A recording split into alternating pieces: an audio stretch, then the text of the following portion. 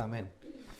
En el día de hoy vamos a analizar el versículo 15 solamente del capítulo 5 de Santiago, donde dice: y la oración de fe salvará al enfermo, y el Señor lo levantará. Y si hubiere cometido pecados, le serán perdonados. Eso es lo que hoy vamos a analizar un poco. El domingo anterior, nuestro hermano Lucas estuvo exponiendo el versículo anterior, donde se nos invita a que nosotros, cuando cualquier cristiano que esté enfermo, debe llamar a los ancianos de la iglesia y deben orar por él. Y dice el texto que se le debe ungir con aceite en el nombre del Señor. Y según lo que escuchamos, eso no se puede hacer hoy porque el aceite está muy caro. Que fue lo que nos dijo nuestro hermano Lucas. No. Que eso, la verdad, queda a criterio. ¿Ya? Puede que sea... Se puede hacer, no hay ninguna prohibición, pero tampoco, si no se hace, no hay ningún problema. La oración debe ser realizada. La virtud no está en el aceite, ¿ya? Sino en la oración que se hace con fe. Luego Santiago nos habla de la oración de fe. Dice que la oración de fe sanará, salvará al enfermo y el Señor lo levantará. Y si éste hubiere cometido pecados, le serán perdonados. Volviendo al contexto, Santiago nos está hablando en momentos de aflicción, los beneficios que tiene la práctica de la oración. ¿Está alguien afligido? No dice Santiago, vaya al psicólogo. ¿Está alguien afligido?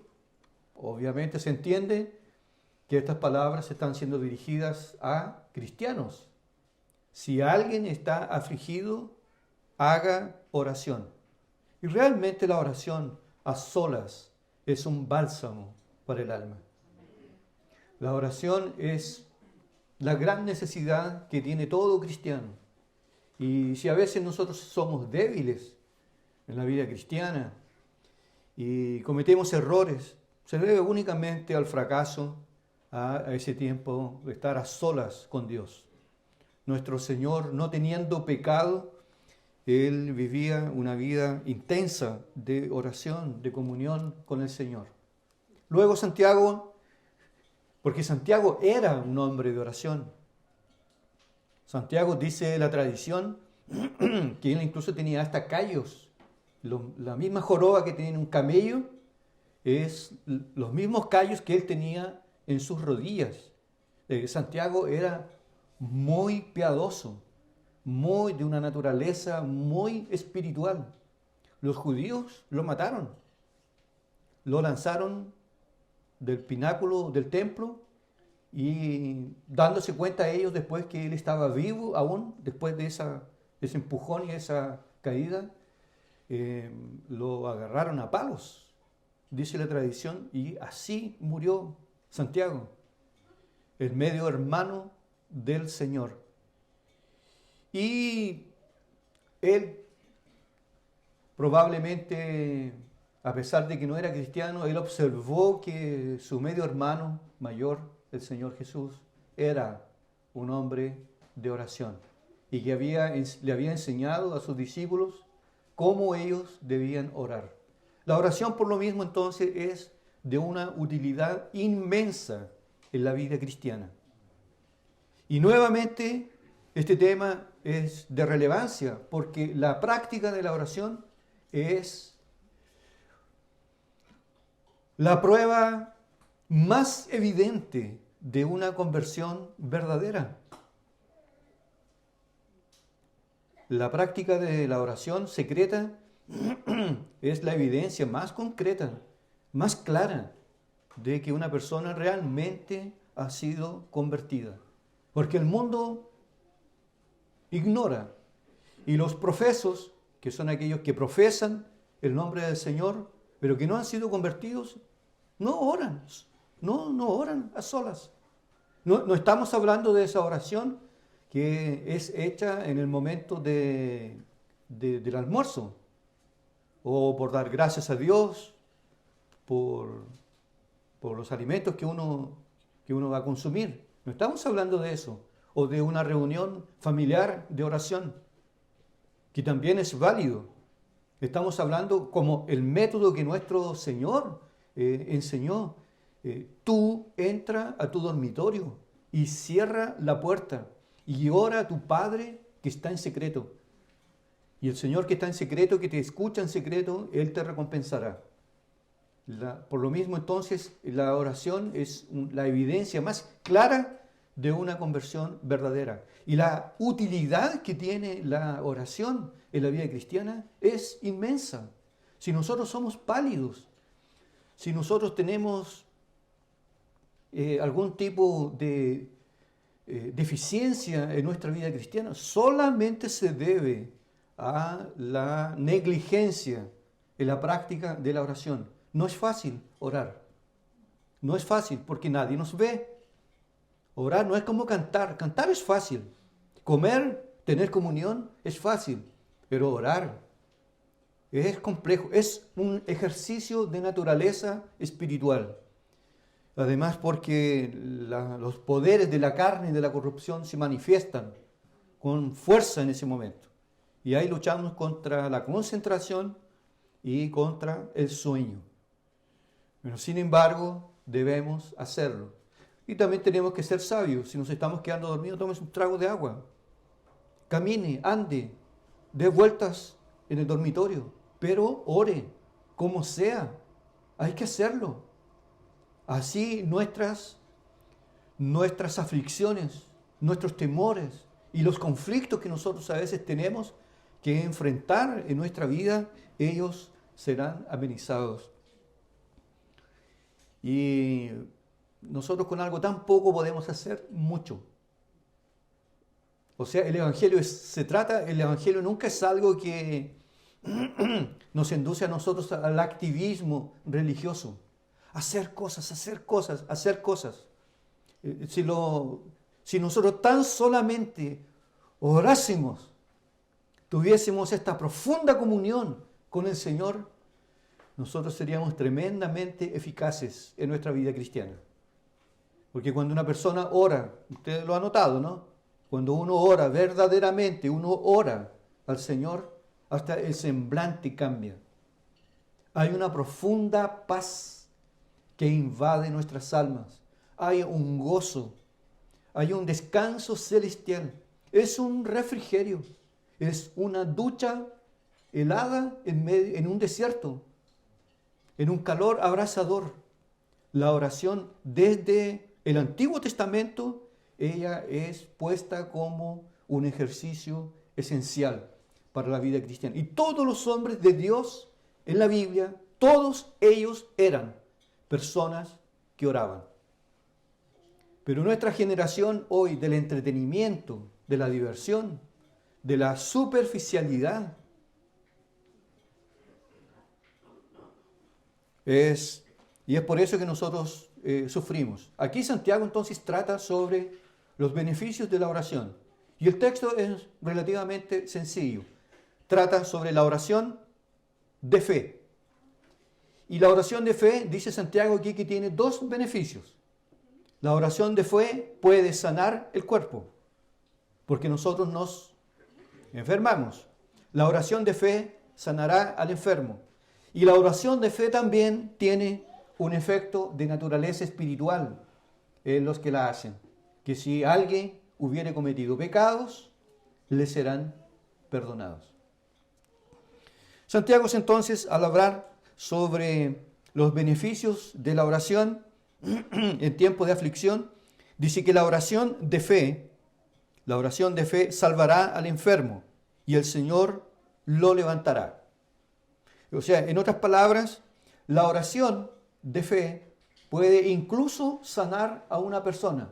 No es el aceite, como fue mencionado el domingo anterior. No es el aceite, la virtud no está, o sea, no hay ningún elemento de naturaleza física que pueda traer beneficios espirituales.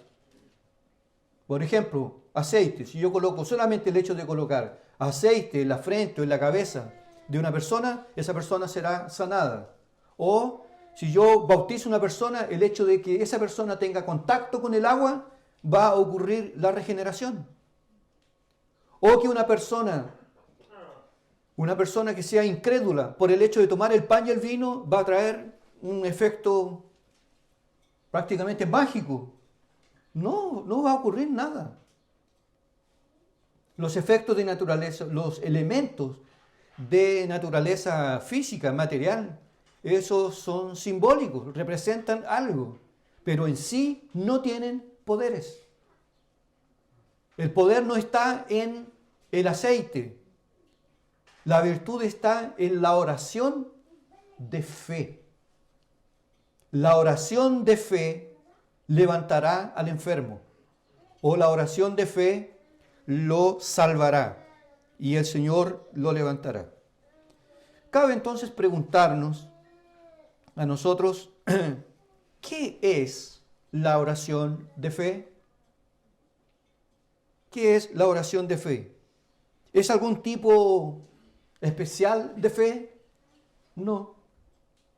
La oración de fe es aquella que es realizada, es aquella que es hecha aquí en la tierra y llega a la presencia de Dios con fe, con convicción. Por lo mismo, esto nos hace pensar que cuando nosotros oramos, nosotros debemos parar antes y debemos tener conciencia en lo que estamos haciendo. Porque la oración no es algo trivial, no es un ejercicio cualquiera. La oración de fe no es un ejercicio frío, mecánico, como muchas personas lo hacen de una forma mecánica y pensando que por pronunciar ciertas palabras el Señor se va a agradar de ello. La oración de fe es algo como el pedido de un niño a su padre. Le pide con su corazón, le pide con sinceridad, le pide con lágrimas que lo tome en sus brazos. Esa es la oración de fe de la cual nos habla Santiago. La oración entonces, cuando ella es realizada, la oración de fe, para que sea una oración de fe, que todos los cristianos la podemos realizar, porque Dios no tiene hijos preferidos. Ahora está orando el pastor. Ahora está orando el diácono. No, ahora está orando un hermanito. No, somos todos iguales.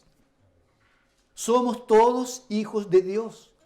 Y todos deberíamos y debemos orar, hacer estas oraciones de fe. De tal forma que debemos tener cuidado con que nuestras oraciones sean frías, sean mecánicas, estén siempre en la rutina. Esas oraciones no llegan a la presencia de Dios. Y debemos tener cuidado en nuestras devociones personales. La oración de fe de la cual habla Santiago es aquella que es guiada en primer lugar por el Espíritu Santo de Dios.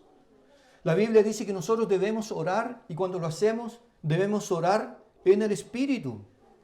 Sin el Espíritu Santo nosotros no podemos orar. Y es el Espíritu Santo quien guía la oración.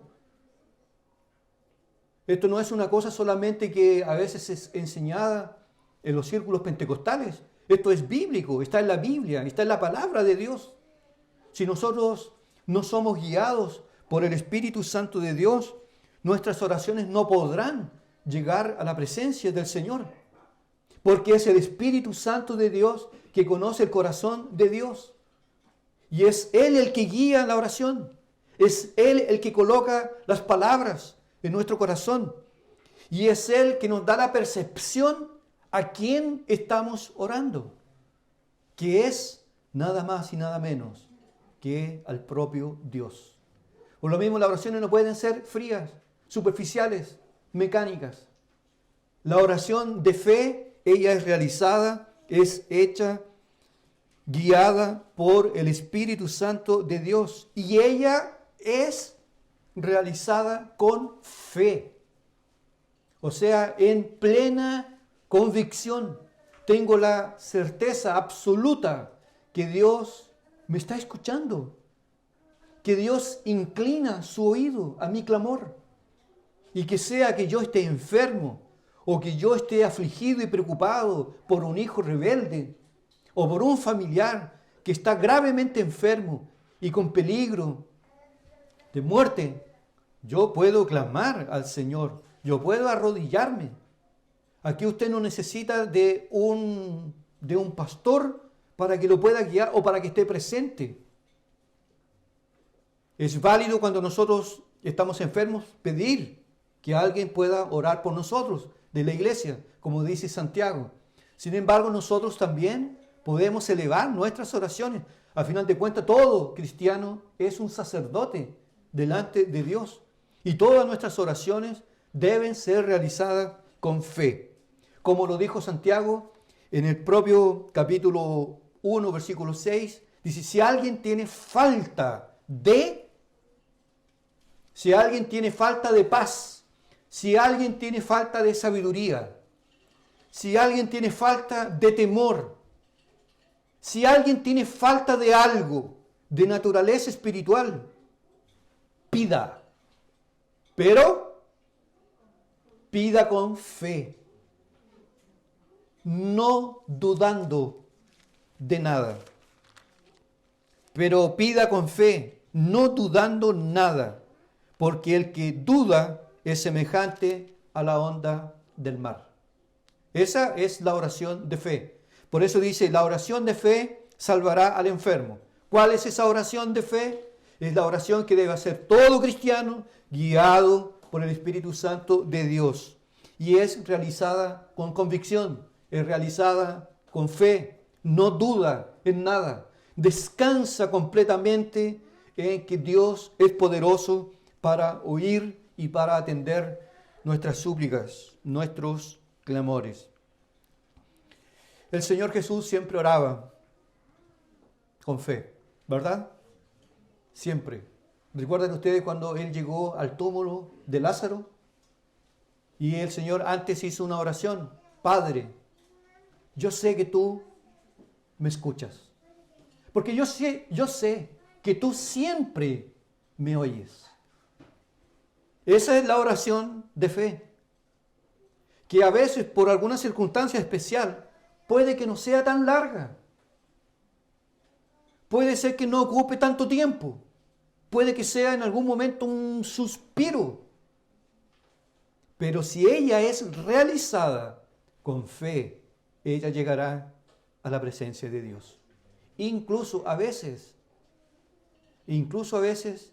ni siquiera usando palabras. Porque hay momentos en la vida que ni siquiera las palabras salen. Pero como Dios entiende todo, sabe todo, su oído se inclina a escuchar el gemido, el dolor, la súplica de sus hijos. Esta es una de las mayores motivaciones que nos presenta la Biblia para poder orar. Dios escucha la oración.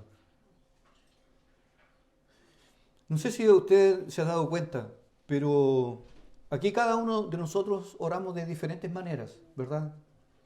Cada uno tiene una forma de orar delante de Dios. Pero sea como sea, la forma en como todos nosotros nos dirigimos a Dios, la oración es hermosa. Es por eso que cuando nosotros realizamos reuniones de oración o cadenas de oración, pero principalmente las reuniones presenciales de oración, cuando estas son realizadas, nosotros somos fortalecidos solo por el hecho de oír a alguien orar. Yo recuerdo algunos años atrás que había un hermano en nuestra iglesia, esto en Brasil, se llamaba Franciné. Él era un hermano muy piadoso y era un hombre de campo. No tenía ningún estudio, pero nosotros nos acordamos de sus oraciones hasta hoy. Parecía que él estaba a los pies del Maestro. Y su clamor, solo escuchar su clamor, eso nos llenaba. Esa es la oración de fe, donde no hay necesidad de palabras rebuscadas, donde no está la necesidad de impresionar a alguien, o como ora bonito, o como decía el Señor, que piensan que por su palabrería serán oídos. La oración de fe es la que sale del corazón, es aquella que se derrama delante del Señor. Y el Señor oraba así, cuando estaba en el Getsemaní, o cuando Él resucitó a Lázaro. Padre, yo sé que tú me oyes, yo sé. Ni siquiera ahí está la necesidad de gritar, porque Dios no está en el techo. Dios está aquí al lado de nosotros, escuchando nuestros clamores y nuestras súplicas. El texto que nosotros leímos anteriormente sobre el centurión, él no le hizo un pedido, no fue una oración esa, una oración hablada. Él no le dijo, Señor, te ruego por mi siervo, que está gravemente enfermo, a punto de morir. Y Jesús llegó y le dijo, yo voy y lo sanaré. Pero esta oración de fe que él hace es una oración que va acompañada con un argumento. Este hombre fue y lo impacta al maestro. Le dice, no, Señor, no es necesario que vayas. Basta que digas la palabra y mi siervo sanará. Porque yo sé que tú tienes poder, que tu palabra tiene poder. Porque yo, siendo hombre de autoridad y teniendo hombres a cargo, yo digo, haz esto, y él lo hace. Y van y lo hacen. Mayormente tú, Señor, no necesitas ir y tocar. El papá de esta niña que había fallecido, le rogaba al Señor que fuera. Era una fe sólida, era una buena fe, pero no era una fe perfecta. La fe perfecta es la fe del centurión. El papá de Talita, de esta niña que estaba muerta, el Señor le dijo, Talita cumi, a ti te digo, levántate. Era una fe que requería la presencia del Señor, pero la del centurión no. El centurión dijo, Señor, no necesitas ir, di la palabra y mi siervo sanará. Y el Señor dijo, nunca vi en Israel tanta fe. Nunca vi tanta fe en Israel. Los discípulos dudaban. Ellos eran azotados por la duda. Pero este hombre, siendo un servidor público romano, estando a servicio de Roma, tenía una fe impresionante. Por eso a veces, hermanos, las pepitas de oro de naturaleza espiritual a veces son encontradas donde menos pensamos. Donde nosotros a veces menos imaginamos, hay una fe verdadera, hay una fe genuina. Y el Señor lo sanó a distancia. Esa es la oración de fe de la cual nos habla Santiago. La oración de fe no está preocupada en sí con la respuesta. Señor, sáname. Pero ni siquiera se preocupa con la respuesta. La oración de fe se contenta con la mirada de Dios, se contenta con que Dios escuche la oración y se contenta que, aunque se le presenten los pedidos, que finalmente sea hecha la voluntad de Dios. Porque a veces no siempre será lo mejor para una persona que sea sanada. Tal vez no sea, porque esa persona tal vez está pasando por el molino de Dios. Claro, a nosotros nos conmueve y debemos orar, pero nosotros no tenemos el entendimiento que tiene Dios. Y tal vez Dios tiene en su propósito pasarlo por el molino y no detener el proceso hasta que ese corazón sea quebrantado. Nosotros inmediatamente ante el dolor, nosotros inmediatamente elevamos oraciones de sana, sálvame, líbrame de esto. Y a veces el Señor, incluso para estimular nuestra fe, lo puede hacer. Porque estoy seguro, hermanos, seguro, y la Biblia lo enseña, que Dios no ha cambiado en la historia de la redención. Dios sana. Dios aún hoy y siempre hace milagros. Y en caso de necesidad tenemos toda la libertad para poder clamar delante de Él.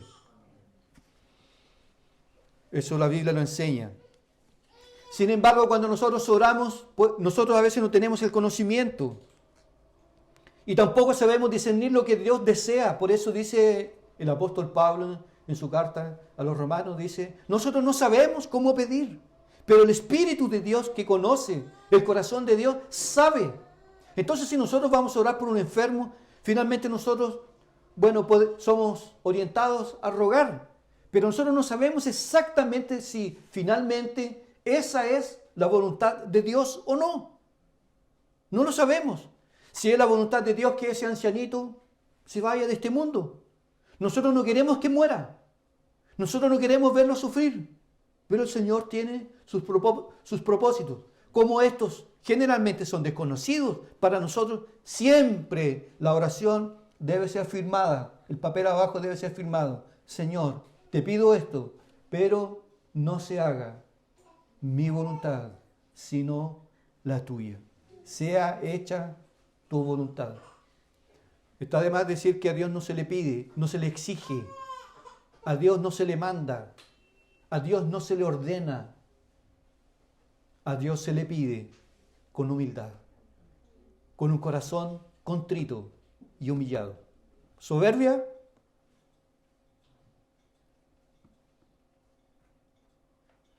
no la aceptan.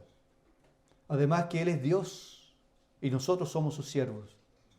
Debemos ir a Él con un corazón quebrantado. La tragedia de la oración de fe. ¿Cuál es la tragedia de la oración de fe? La tragedia de la oración de fe no es la demora, el tiempo que Dios se pueda tomar para respondernos. La tragedia con la oración de fe no es que probablemente recibamos un no o una respuesta negativa de parte de Dios. La tragedia de la oración de fe es que ella nunca fue hecha. Esa es la tragedia de la oración de fe, que muchas veces las oraciones ante la necesidad no fueron elevadas. ¿Usted dimensiona, hermanos, el tiempo que vive nuestro país? Y la grave crisis que se avecina si hay cambios estructurales, que todos nosotros nos veríamos afectados. Pero la pregunta es, responda, sea sincero. ¿Usted ha clamado a Dios por la patria, por nuestro país? Que Dios tenga misericordia, que Dios quebrante a esta nación arribista, racista, materialista, soberbia, como es la sociedad chilena.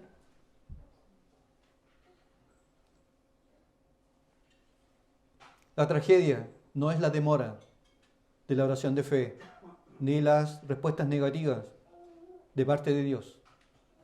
El problema es que las oraciones de fe nunca fueron hechas.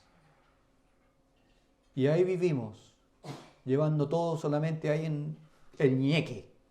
Y le damos nomás. Al orar por un hermano enfermo, siempre debemos recordar que la enfermedad dice Spurgeon, la enfermedad a veces ha sido mucho más útil a los santos que la propia salud. Y que muchas veces la enfermedad es la espada que Dios usa para atravesar nuestras almas. Porque ¿qué le pasa a uno cuando ve a un hijo enfermo? ¿Qué le pasa a un hijo cuando ve a su padre en peligro? Cuando lo ve dándose vueltas de dolores. Elevar una oración a los cielos.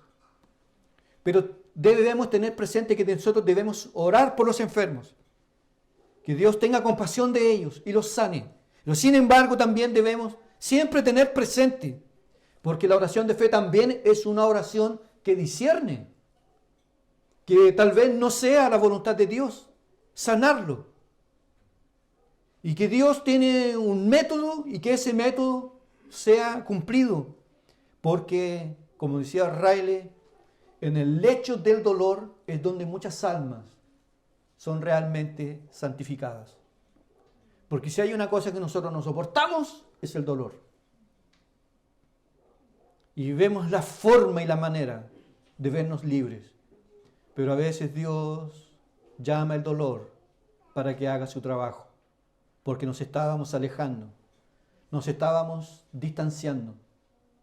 Y el dolor es como un megáfono en nuestros oídos para parar que no somos máquinas y volver al primer amor. ¿Se ha dado cuenta usted que hubo un tiempo que usted andaba mejor de las piernas o no? Que usted tenía color en su rostro, que tenía salud, que usted era fuerte en la fe. ¿Y ahora? De lejos, frío, indiferente. Y Dios tiene sus métodos para atraernos. Y como dijimos ayer, Dios nos ama. Amén. Pero al hijo que ama, lo corrige. Y en caso de necesidad, lo azota. Todo para tenernos cada día más semejantes a Cristo Jesús. John Bunyan, después de haber estado 11 años en la prisión, dijo: bendita eres, oh prisión, por haber hecho parte de mi vida. Bendita eres, oh prisión. Tal vez usted tenga algún problema que no sea una enfermedad, sea un aguijón, un vecino, una mamá, un papá, un hermano, o usted mismo que sea perseguido por una durísima y cruel depresión, que lo agarra de los pies y lo hunde hacia abajo, sin ganas de vivir, sin ganas de nada, sin ganas de nada. Pero si nosotros clamamos al Señor, Él mostrará su gracia y su gloria sobre nosotros. Bendita eres, oh prisión, por haber hecho parte de mi vida. Y fue en la prisión donde Él produjo la mayor obra en materia de alegoría en el campo evangélico, el progreso del peregrino. Fue en la prisión. Estar en el valle, como dijo Lucas el domingo pasado, a veces va a ser necesario, pero lo mejor es que Él estará con nosotros en el valle. Ya sea una enfermedad o un dolor o una aflicción. Es el método de Dios para traernos. Porque a veces cuando hemos tenido bastante dinero, salud, todo lo que es número crece.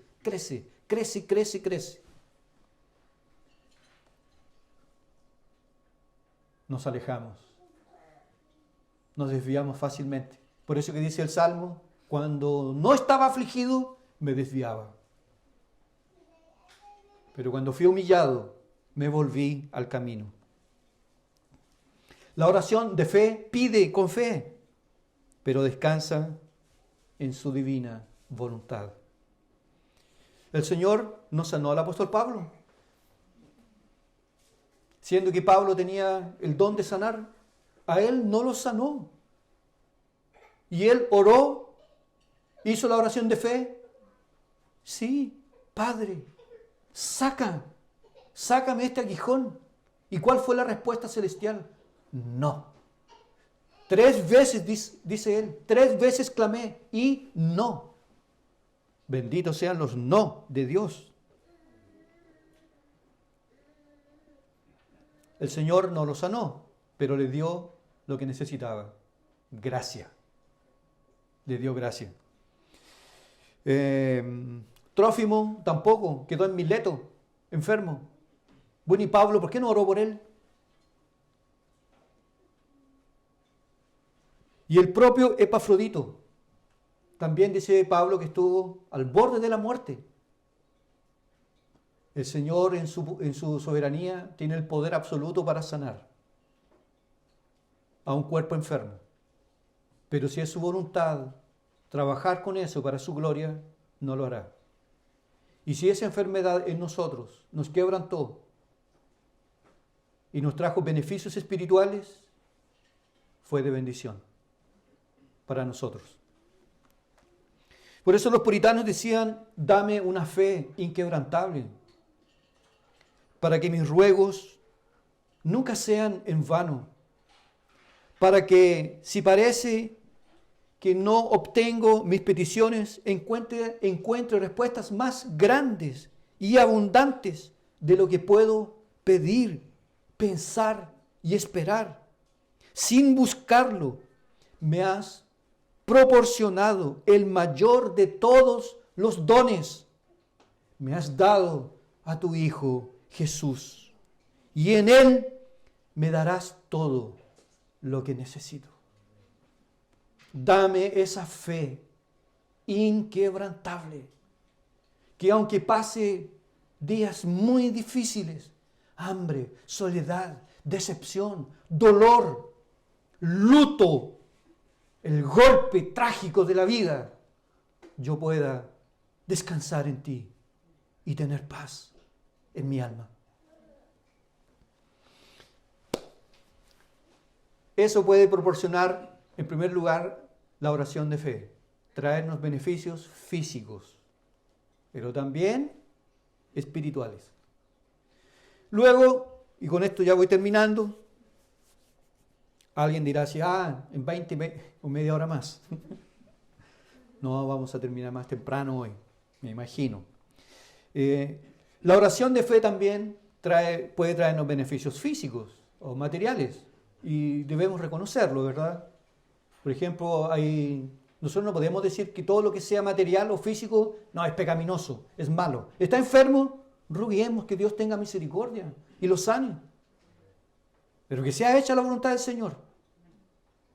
Si alguien, por ejemplo, no tiene trabajo, es lícito rogar que Dios pueda darle un trabajo a nuestra hermana, a nuestro hermano, para que pueda sustentar. Y eso se hace a través de la oración de fe. Pero en segundo lugar, la oración de fe puede sanar el alma. Por eso dice Santiago, la oración de fe salvará al enfermo y el Señor lo levantará. Y si hubiere cometido pecados, le serán perdonados.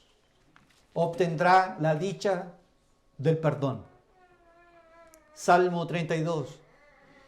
Bienaventurado el hombre a quien Dios no imputa su pecado o su culpa. En otras palabras, bienaventurado es el hombre a quien Dios perdona. Porque la deuda es quitada, la deuda es anulada.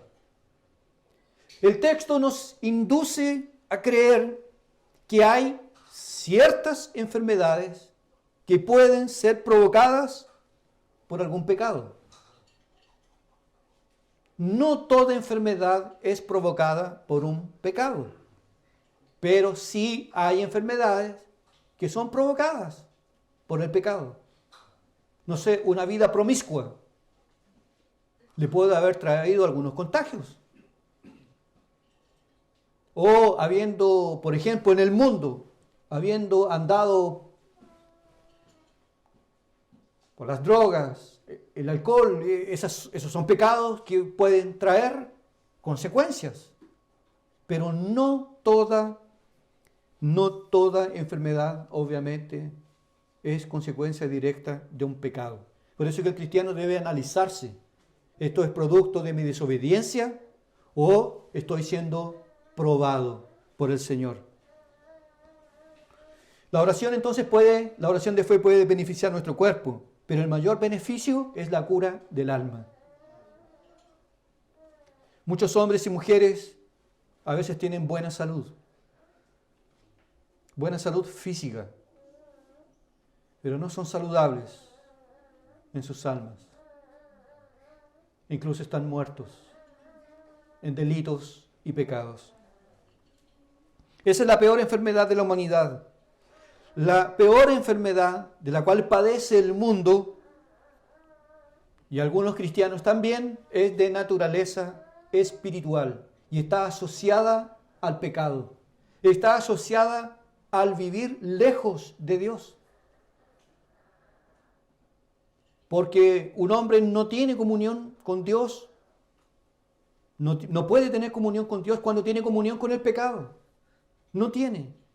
El pecado es la causa, dice Isaías, por la cual se produce la ruptura. Es el pecado, dice Isaías. Es vuestro pecado que ha hecho separación entre vosotros y yo, dice el Señor. La peor enfermedad entonces son aquellas de naturaleza espiritual, por la cual pasa el mundo y también algunos cristianos. Entonces la pregunta es, ¿cómo sanar esas enfermedades de naturaleza espiritual producidas por el pecado? ¿Cómo reconciliar a un hombre con Dios? ¿Cómo volver a tener comunión con Dios? ¿Cómo? Santiago dice, si hubiere cometido pecados, le serán perdonados. ¡Qué trágico! Son los días o han sido los días más tristes donde el pecado ha sido parte de nuestra vida. Porque el pecado nunca, a pesar que él engaña y momentáneamente puede producir algún tipo de paz, algún tipo de gozo, sin embargo, a la vuelta de la esquina, el pecado cobra. El pecado siempre dice así, peca ahora y paga después, con suaves tasas de interés. Tú me pagas tranquilamente, pero después cuando el hombre peca, las tasas de interés son elevadísimas. Y en el mismo momento el pecado y Satanás se están cobrando. ¿Cómo poder obtener la salud espiritual? ¿Cómo obtener sanidad? ¿Cómo tener comunión con Dios? ¿Cómo tener paz en el alma?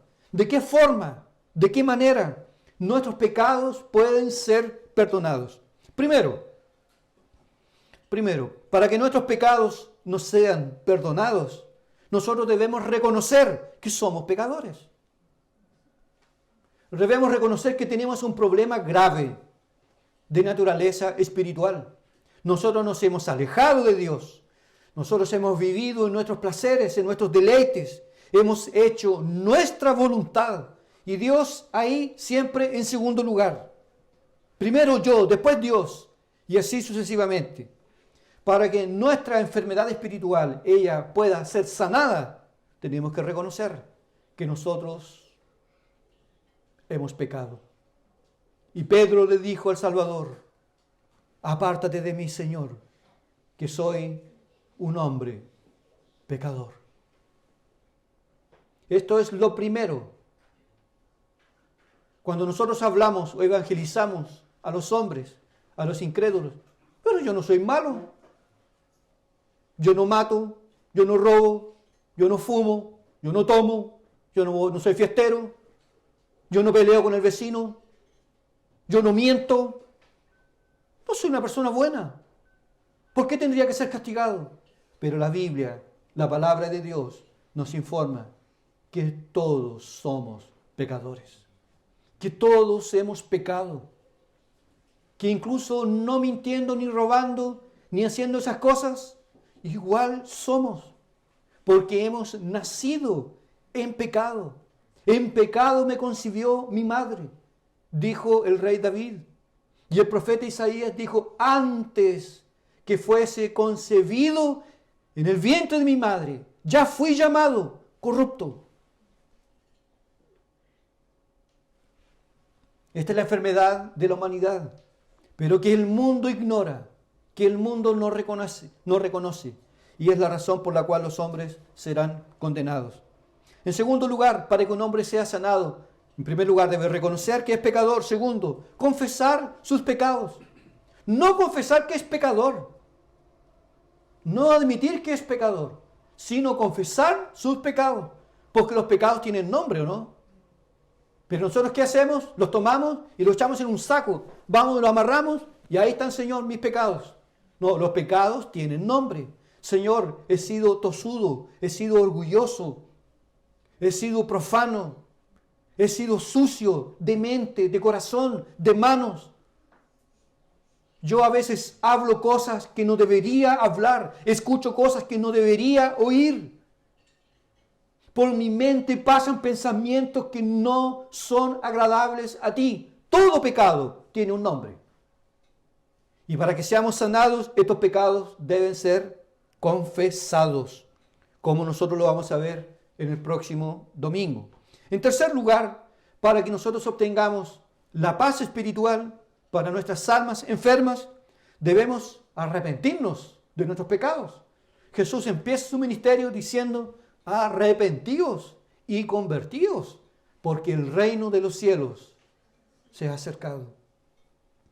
El remedio para un alma enferma no es terapia, porque en sí, el pecado no es una enfermedad. El pecado es una transgresión contra Dios. Y no va a ser un psicólogo o un psiquiatra que le va a dar solución a ese problema. El problema para el pecado es el arrepentimiento. Esa es la solución para este problema, el arrepentimiento. Que algunos piensan, no, que yo tengo un espíritu de celos. Bueno, si eso es un espíritu de celos, entonces habrá que expulsar ese demonio, ¿no? Y hay que venir algunos, no, que expulse mis demonios, porque tengo el demonio del enojo. Tengo un demonio de la duda. Eso no es demonio, amigo. Eso es un pecado, los pecados de la carne. Y no tienen que ser expulsados. Tú tienes que arrepentirte de ellos. El método es el arrepentimiento, que es reconocer que he hecho lo malo y sentir profundo dolor y abandonarlo, que es el sello de un arrepentimiento verdadero. En cuarto lugar, la sanidad para nuestras almas espirituales, después de reconocer que somos pecadores, confesar nuestros pecados, arrepentirnos de los mismos, venir a Cristo en arrepentimiento y fe. Cristo es la solución para nuestros problemas de naturaleza espiritual. Cristo es el agua viva para nuestra sed. Cristo es el pan de Dios para nuestra hambre. Cristo es nuestro consuelo en el dolor. Cristo es nuestro amigo fiel en el momento de la soledad. Cristo es aquel que sacia todas nuestras necesidades. No es la iglesia, no es el pastor, tampoco son los dogmas de la iglesia. Es Cristo. Hay un solo Dios y un solo mediador entre Dios y los hombres. Cristo Jesús, hombre. Eso es lo que nosotros necesitamos. Eso es lo que el mundo necesita. Por eso que Jesús no dijo, vayan a la iglesia. Todos los que están perdidos, vayan a la iglesia. Él dijo, todos los trabajados y cargados, venid a mí y yo los haré descansar. Porque solo Él tiene este poder glorioso y es el indicado por el Padre para tratar con enfermedades espirituales. El Señor Jesucristo es la correcta medicina para el alma enferma. Y no es solamente una medicina, es la única medicina apropiada. No hay otra. Solo Cristo Jesús.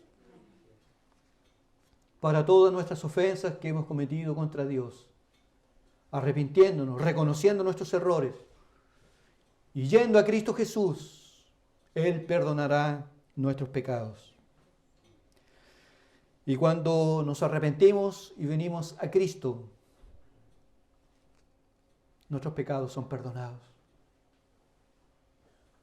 La lista es quemada. La lista es borrada. La dicha del perdón. Ya no hay condenación para los que están en Cristo Jesús. No importa lo que hayamos hecho.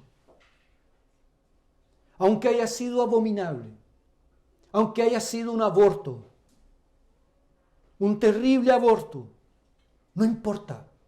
Reconocido, confesado, arrepentido, Dios perdona. Y para Dios el perdón no es sencillamente dejarlo ahí y de vez en cuando nos portamos mal, traerlo. Cuando Dios perdona, para Él tal cosa no existe más. No es como el diablo, que de tiempo en tiempo empieza: ay, tú, si los hermanos supieran, si los hermanos conocieran tu pasado. Y la persona: oh, sí, de verdad, soy hipócrita, soy cínico, no soy digno de estar aquí. Eso lo hace el diablo. El diablo es el acusador.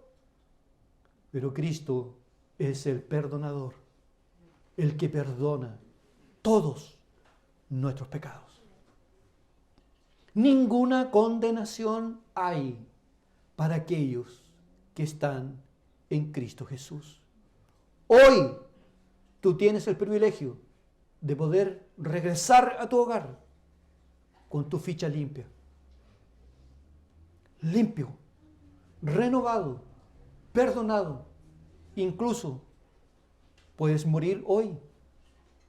Puedes morir hoy, pero te puedes ir directamente a la presencia de Dios si tus pecados te han sido perdonados. Conocí años atrás una señora que nunca fue a la iglesia. Su hermano iba, pero ella nunca fue a la iglesia. Nunca fue a la iglesia. Nunca quiso ir cuando tuvo salud. Después de algún tiempo, esta señora se empezó a sentir mal. Tenía un malestar que la aquejaba. Y los médicos no daban con un diagnóstico claro. Cuando la abrieron, era un cáncer, ya avanzado. Y ahí ella se fue abajo en su salud. Y finalmente ella creyó en Cristo, pocos días antes de morir. Y ella murió en mis brazos. ¿Qué frase dijo cuando murió? Ella estaba inconsciente, a base de morfina. En los últimos segundos, ella se sentó en la cama y yo estaba ahí a su lado. Y extendió su mano y dijo: llévame, llévame, llévame.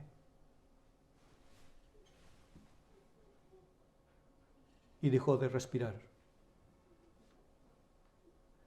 Nunca fue a la iglesia, nunca fue a un culto, pero creyó. Los pecados son perdonados completamente. Y un día nosotros también tendremos esa bendita experiencia. el alemán filósofo Goethe, que siempre renegó, murió en la incredulidad. ¿Cuáles fueron las últimas palabras de Goethe antes de morir? Siento un fuego que está subiendo por mis pies. Siento un fuego terrible. Voltaire, antes de morir dijo: daría la mitad de todos mis bienes por 6 meses más de vida. Los pecados son los que hacen separación entre nosotros y Dios. La oración de fe puede sanar tu alma. Y hoy, sin pagar nada, solo creyendo en Cristo, te puedes ir reconciliado con Dios. La oración de fe puede sanar el alma. Amén. Haga una oración donde usted está ahí. Si tiene que pedir perdón o si ha estado enfermo en la fe, haga una oración al Señor.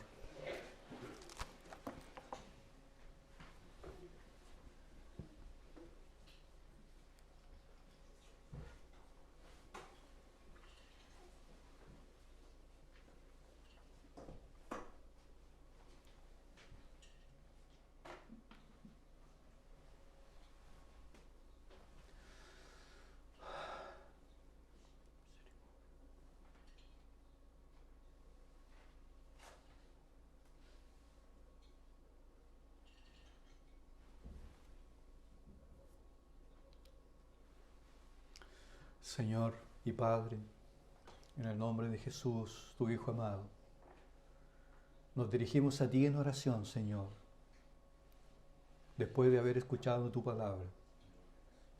Te pedimos, Señor, humildemente, que recibas nuestra oración delante de ti, nuestro clamor, nuestra súplica. Te pedimos perdón por nuestros pecados, por todos nuestros fracasos, nuestras dudas, por la falta de oración y de a veces orar de una forma superficial, fría y mecánica. Perdónanos, Señor, y enséñanos a orar como corresponde, Señor. Si estamos enfermos, toca nuestros cuerpos para la gloria de tu nombre.